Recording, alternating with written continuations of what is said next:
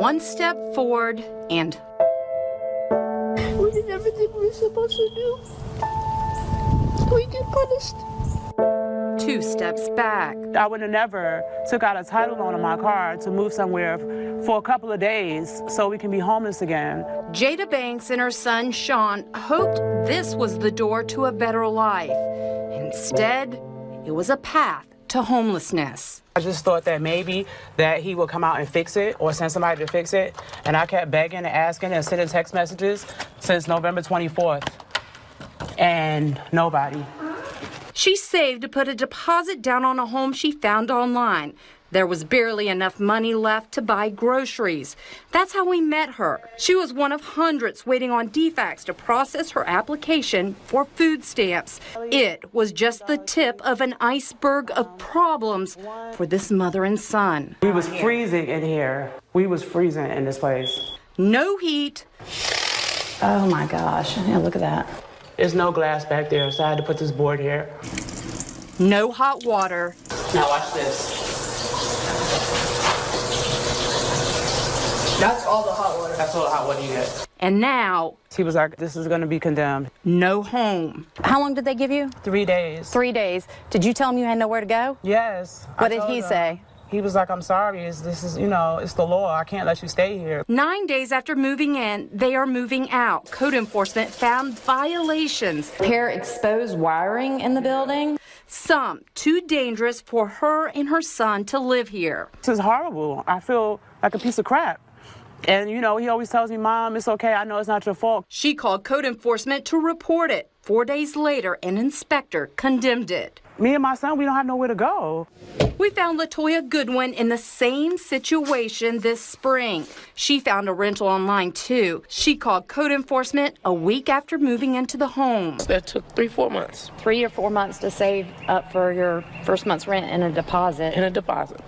And now this place is going to be condemned. Yes. You're homeless.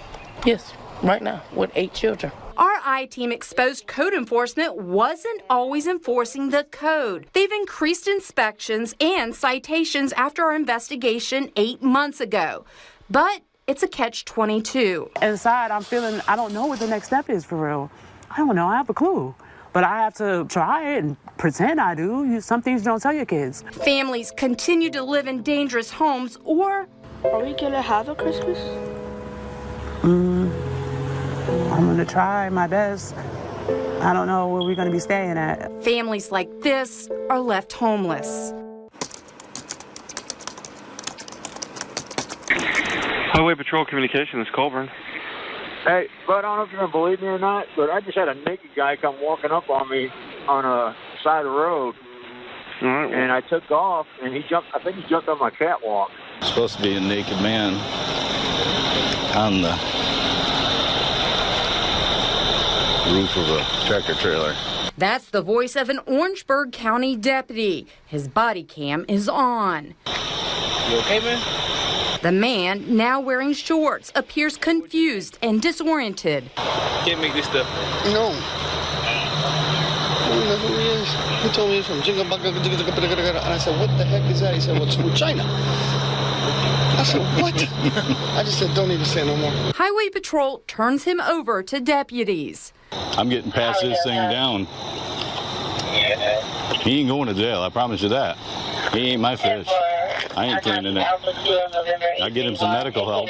Nobody knew just how much Paul Tereshuk needed medical help. Paul did have a mental illness. More than his mother.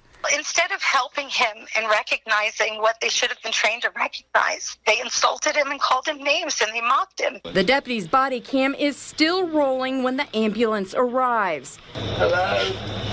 I'm not playing. What's your name? The EMTs ask his name over What's your name? and over Tell us your damn name, please. and over again. Stop acting stupid. You're a grown man. The longer Tereshuk sits in silence, the shorter patience becomes. If you tell me your name, we'll let you go so I can go back to bed. She's being serious. I'm being serious. I'm sleepy. Give me a damn name so I can go home for real. I'm tired. Even though he wasn't capable of signing himself off to say, I don't want help. They let him just walk out of the ambulance. Come on.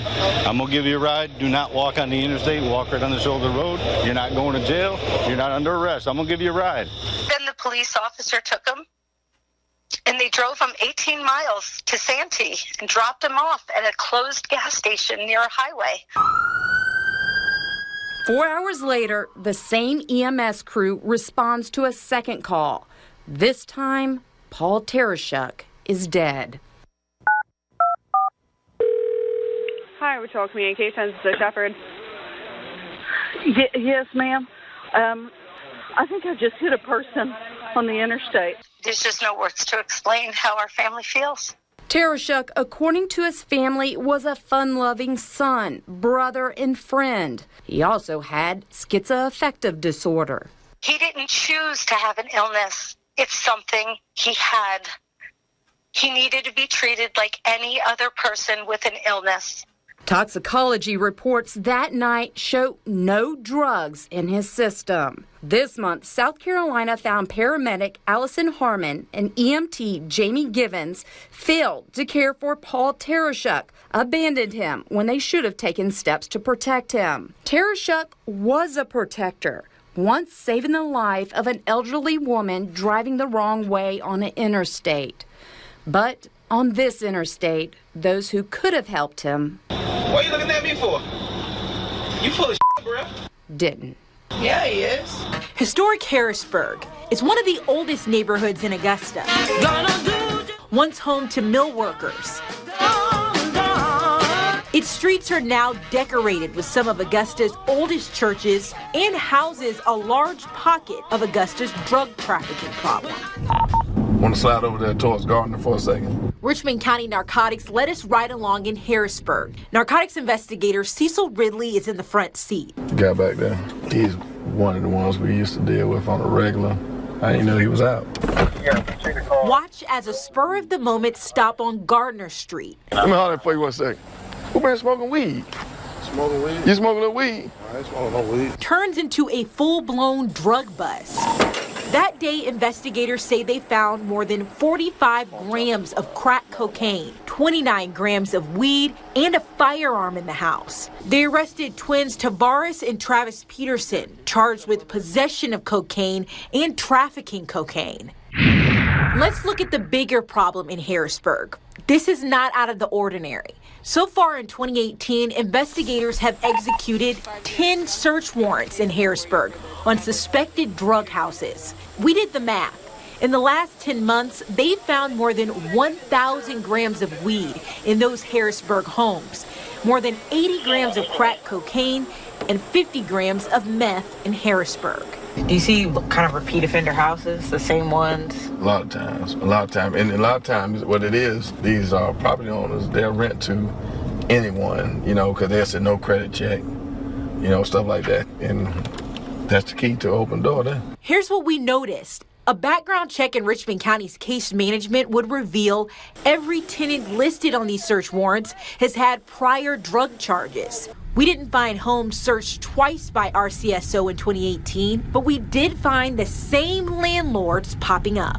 We found, at least 2 landlords who had 2 homes each that had drug busts this year. Mm-hmm. Does that surprise you? No.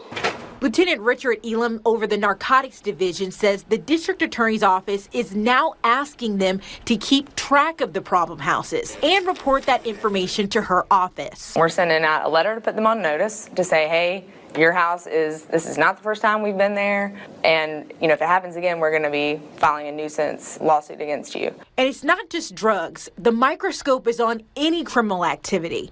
At one house, 11 incidents were reported so far this year. The DA wrote to that landlord, the Richmond County Sheriff's Office, as well as my office, will be consistently monitoring your property. If further incidents of criminal activity continue to occur at this location, please be advised, I intend to take legal action. Like I said, it being an established neighborhood, a lot of retired people or people that didn't made that their home, they try to stay out of the way. It's hard to stay out of the way when the trouble is at your doorstep. Good morning, Monique and Meredith. Now, the Augusta Commons and the Riverwalk Amphitheater are two outdoor venues that have quite a few tall buildings surrounding them, which is similar to the venue where that country concert took place in Las Vegas. And now what you're looking at right now is also a similar view to what the shooter had during that mass shooting on Sunday, where he was looking down into a wide open area, except he was in a hotel room that was 32 floors up. Graduate medical education is MCG's program for training residents after medical school. Now, whether it's inside the ER at AUMC or behind me at the Critical Care Center or next door at the Family Medicine Center, residents are inside seeing patients each day. But residency is expensive, and that's why MCG needs this money from Governor Deal.